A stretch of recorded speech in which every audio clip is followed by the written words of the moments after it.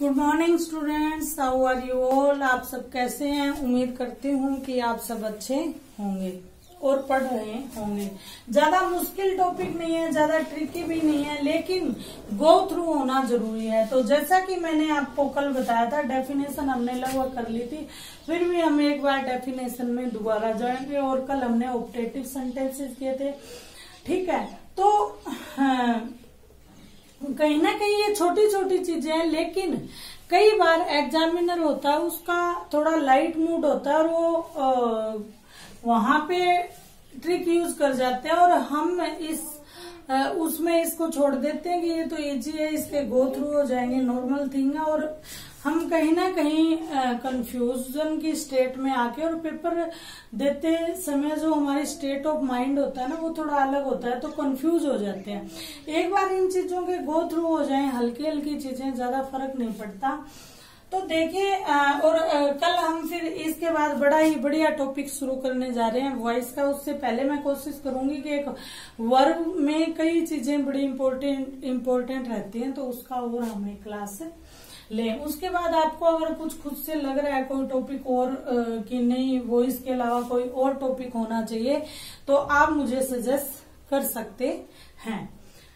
तो जी हाँ, कल हम जैसे देख रहे थे एक्सक्लामेटरी सेंटेंसेस। उससे पहले एक बार हम सरस्वती माता का मौन वाचन कर लेते हैं, उनको याद कर लेते हैं। भगवान आपकी और हमारी है, जो सरस्वती माता की हम पूजा कर रहे हैं। इसको यात्रा को सफल बनाएं, यह ज्ञान प्राप्त करने, देने और ग्रहण करने, यानी आदान प्रदान का यह जो ज्ञान का हमने मार्ग चुना है, उसमें हमें सफल बनाएं और हमारी सदिच्छा बनाए रखें। हम बड़े ही पवित्र मन से इस कार्य को, इस पुनीत कार्य को करें।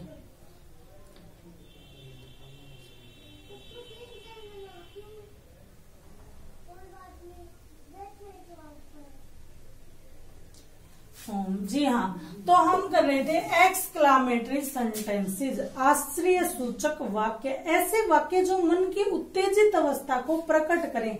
अब वह अवस्था किसकी हो सकती है, कैसी हो सकती है? दुख की भी हो सकती है, शोक की हो सकती है, खुशी की हो सकती है, आश्चर्य भरी हो सकती है, आश्चर्य युक्त,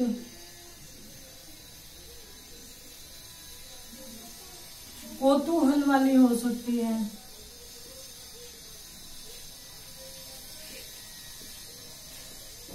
कौतूहलवश हो सकती है, ठीक है। यानी ऐसी अवस्था जो हमारी नॉर्मल जो स्टेट है उससे भिन्न हो, चाहे वह दुख में हो, चाहे वह खुशी में हो, अफसोस में हो, डर में हो, ठीक है। डर भी इसमें आ गया। इसमें मन की न्यूट्रल अवस्था को छोड़कर सारी जो मन की हमारी संवेदनाएं हैं वो इसमें आ जाएगी। साइकोलॉजी से आप इसको समझ सकते हैं कि इसमें जो हमारी संवेदनाएं हैं वो सब प्रकट एक्सक्लामेटरी सेंटेंसेस के थ्रू हो जाएंगी। अब हम देखते हैं इसके फैक्ट, इसके रूल्स और इसका स्ट्रक्चर मेकिंग का सिस्टम क्या रहेगा।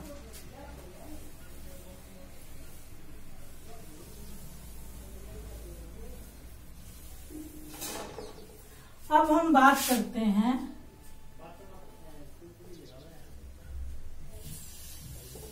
Fact number 2। अब फैक्ट नंबर 2 में ये क्या कहते हैं कि इन वाक्यों में जो मैंने आपको ये चीजें बता दी कि आश्चर्य, दुख, शोक, ये चीजें प्रकट की जाती हैं भाव के अनुसार। इन वाक्यों में क्या भाव, यानी वैसे संवेदनाओं के अनुसार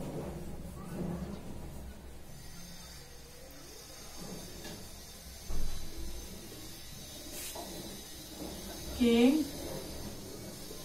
अनुसार, ठीक है। अकॉर्डिंग टू सेंसेशंस, संवेदनाओं के अनुसार या मन की स्थिति के अनुसार, भाव अनुसार, ठीक है। आश्चर्य के लिए दुख के लिए, इन चीजों के लिए कुछ वर्ड्स का प्रयोग करते हैं, वही लिख देती हूँ मैं सीधा। जैसे हुर्रा, जैसे अभी आप आईपीएल देख रहे होंगे, मुझे इसकी ज्यादा नॉलेज नहीं है, आईपीएल ही होगा, कौन सा मैच चल रहा है अभी, तो उसमें क्या है, एकदम आपके फेवरेट क्रिकेटर ने छक्का मार दिया तो आप क्या है, आपको ये लगेगा जैसे आप ग्राउंड से मैच देख रहे हैं और आप वैसे ही अपनी खुशी प्रकट करेंगे। फिर एकदम वो मान लो कैच आउट हो गया तो आप अफसोस व्यक्त करेंगे, इस तरह से। हुर्रा, वट, जैसे व्हाट अ ब्यूटीफुल गर्ल, ठीक है। और दुख के लिए इसमें अलास वर्ड का प्रयोग होता है। आश्चर्य के लिए वट, खुशी के लिए हुर्रा और दुख व्यक्त करने के लिए अलास, ALAS, इन शब्दों का प्रयोग होता है। यह जो वाक्य है इसमें जरूरी नहीं है कि कोई एक्शन हो, यह जो कार्य है ये विदाउट, इसके जो सेंटेंस है विदाउट एनी एक्शन भी हो सकते हैं, विदाउट एनी एक्शन या एनी वर्ब, यानी एक्शन वर्ब एक ही बात है। जैसे आप सेंटेंस देखिए, कितना सुंदर भवन है। अब देखिए आप इसमें सब्जेक्ट है, ऑब्जेक्ट है, सब कुछ है, भाव की अभिव्यक्ति है, लेकिन इसमें कोई भी वर्ब आपको नहीं दिख रही। ये आएगा यहाँ पे, आश्चर्य व्यक्त कर रहे हैं ना, कितना सुंदर भवन है, व्हाट आ ब्यूटीफुल या वंडरफुल बिल्डिंग।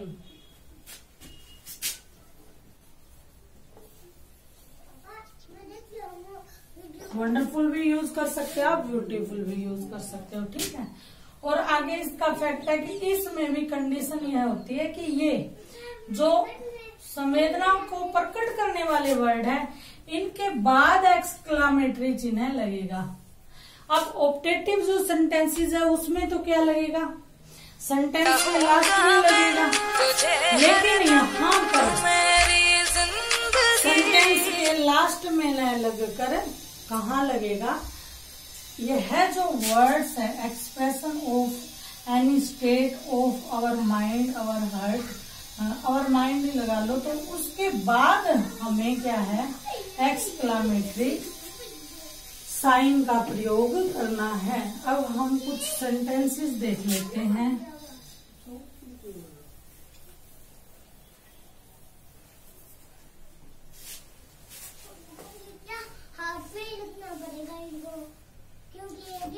जैसे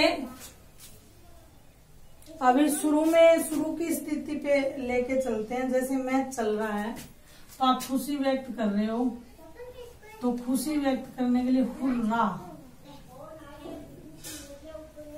ठीक है, hurrah. We have won the match,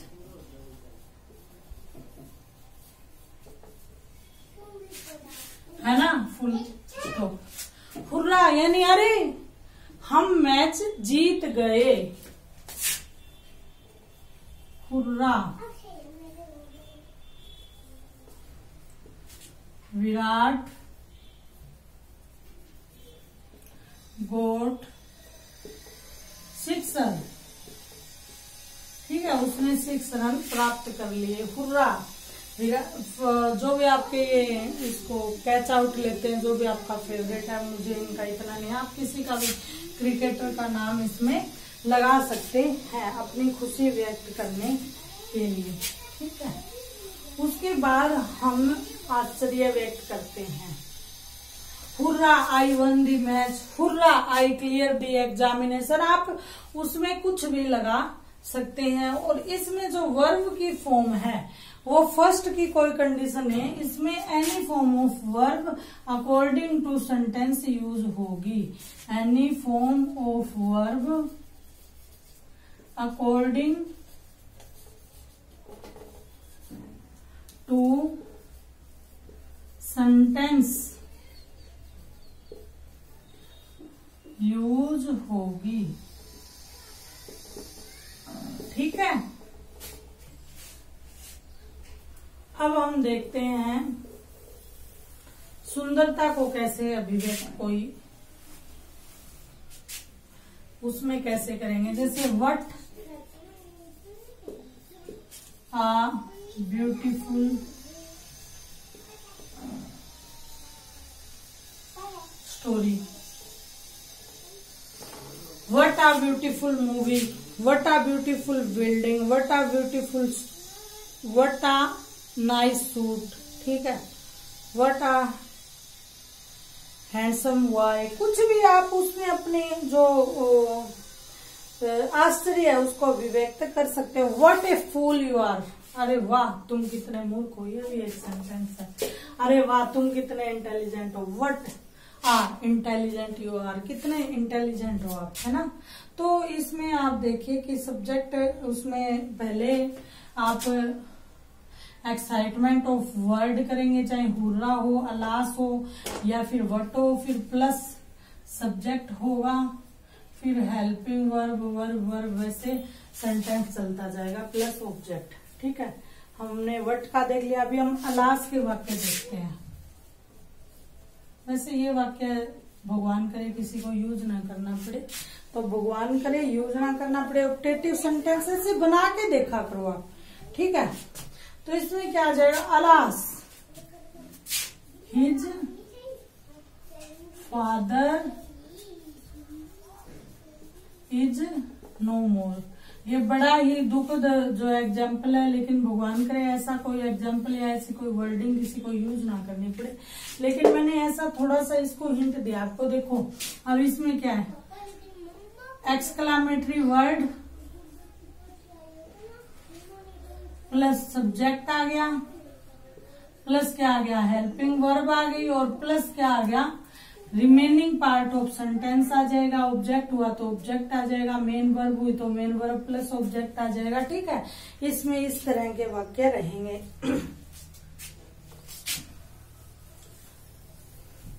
जैसे alas youth are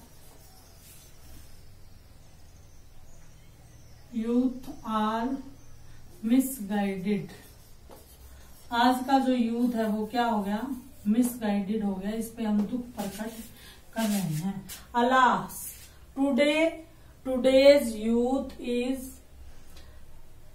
today's youth are falls या fail down in the drugs, ठीक है, जो कि आजकल बहुत तकड़ा जो टॉपिक चला हुआ आप भी न्यूज पे सुनते होंगे। उसके बाद ओ जैसे काश मैं धनी होता, ऐसी जो इच्छा यूज करेंगे तो वहां पे ये ओ भी करके ओ, इसमें क्या बनेगा, ओ दैट, ठीक है, आई वर रिच। ये वाक्य मैं आपको बाद में कंडीशनल सेंटेंसेस करेंगे, जब हम इसमें करेंगे कि आई के साथ वर और वाज का प्रयोग, बहुत इंपॉर्टेंट टॉपिक आता है। तो वो कैसे होता, ओ दैट आई वर रिच, अरे काश में क्या होता, रिच होता, रिच नहीं रिच, ठीक है। ओह ये क्या है, एकदम हमने ऐसी संवेदना प्रकट कर दी कि ये चीज होनी नहीं चाहिए थी। Oh what a dirty boy you are, कितने गंदे लड़के हो आप, ठीक है। इस तरह के ये जो सेंटेंसेज हैं ये हमने एक्सक्लामेटरी में यूज किए हैं। जैसे व्हाट आ प्लेजर डे, कितना खुशी का दिन है, आप कितने चालाक हैं, how clever you are, how clever you are, आप कितने चालाक हो, ठीक है। तो इस तरह की जो चीजें हैं ये क्या कहती हैं। अच्छा इसमें एक वो है कि इसमें एक्सक्लामेटरी वर्ड के बाद भी, और सॉरी लास्ट में भी क्या है, एक्सक्लामेटरी साइन लगेगा, फुल स्टॉप नहीं लगेगा। इसको आप नोट कर लेना। यहां वाक्य के अंत में भी एक्सक्लेमेटरी साइन लगेगा।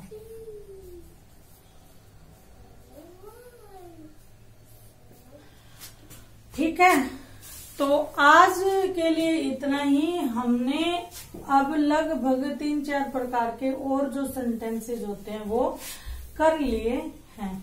कल हम वॉइस की क्लास शुरू करेंगे और हो सकता है उससे पहले मैं आपको कुछ चीजें और बताऊं। वैसे थोड़ा मुझे लग रहा है कि क्लास का टाइम अभी बचा है, तो इसमें हम आपको मैं कुछ टॉपिक शुरू करवा देती हूँ, या फिर एक बार थोड़ी सी हम इसमें रिवीजन ऑफ थिंग्स कर लेते हैं। ठीक है, जैसे शुरू में हमने क्या किए थे, टेंसेस किए थे।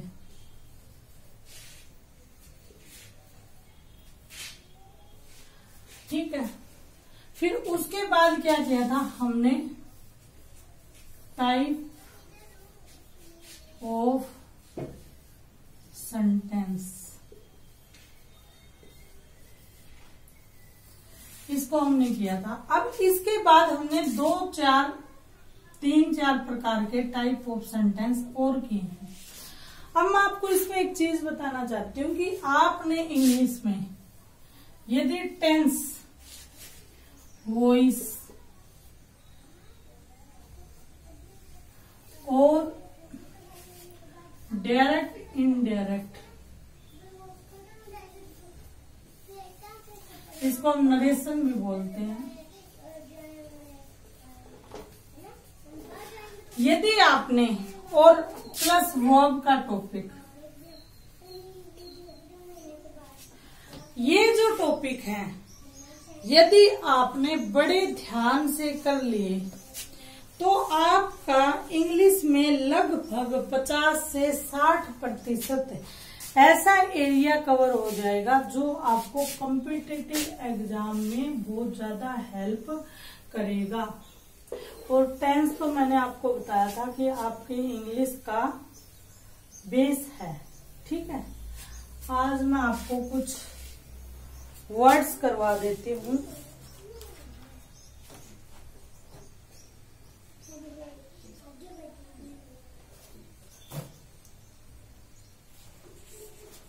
या फिर हम आज थोड़ी फ्रेजल वर्ब्स मैं आपको लिख देती हूँ, या एक काम करते हैं, हम करते हैं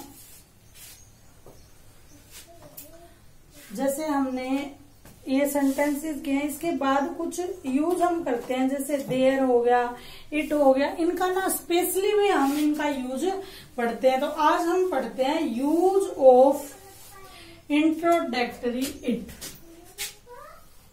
यूज ऑफ इंट्रोडक्टरी इट। वैसे मेरे को आपको देयर का भी करवाना है, इट।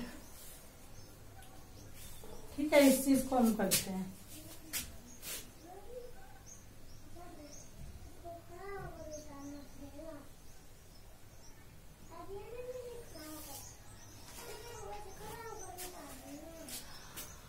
अब देखिए, इसके बारे में भी हम पहले देख लेते हैं कि जो इट है यह क्या है, निर्जीव वस्तुओं के लिए यूज होता है। निर्जीव वस्तु के लिए यूज होता है। दूसरा यह क्या है, ही, सी, इट, यानी सजीव थर्ड पर्सन के लिए ही और सी, और निर्जीव थर्ड पर्सन के लिए इट का प्रयोग होता है। तो इसका यूज क्या है,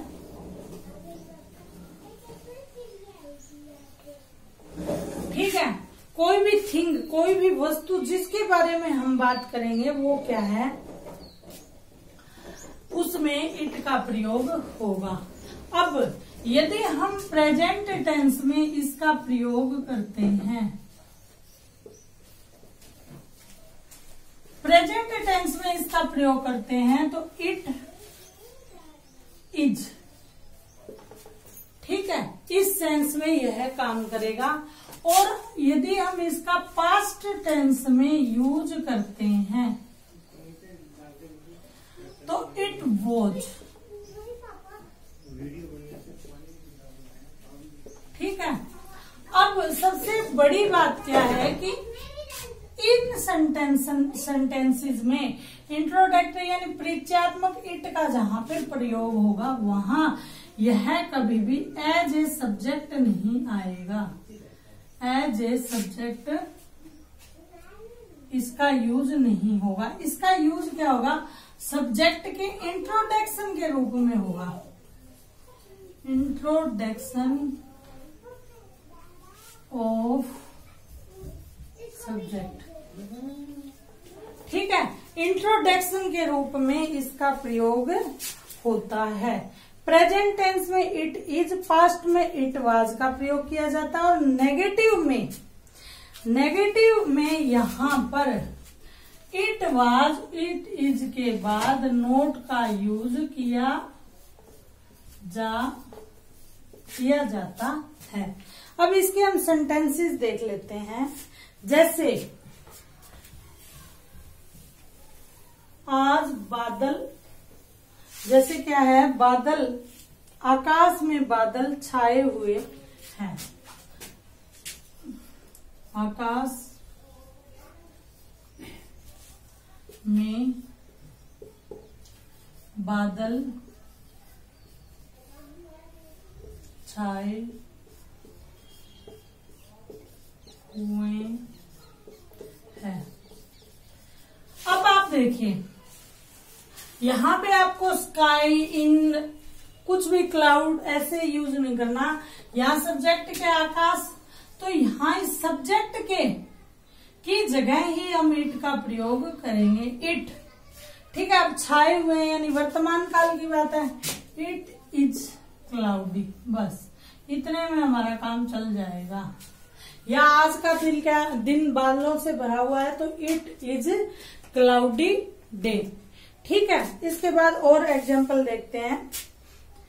कल रात बहुत सर्दी थी। ये वाक्य भी आपको बड़े पढ़ के अच्छा लगेगा। कल रात बहुत सर्दी थी, तो कल रात की जगह, उसको सब्जेक्ट बनाने की जगह हम क्या कहेंगे? It was. ठीक है, यानी सब्जेक्ट का एक इंट्रोडक्शन दे दिया। It was very cold. ठीक है। लास्ट नाइट या नाइट, ठीक है। कल रात थी तो लास्ट नाइट, और रात बहुत सर्दी थी तो it was very cold night. ठीक है। तो इस तरह से जैसे नोट का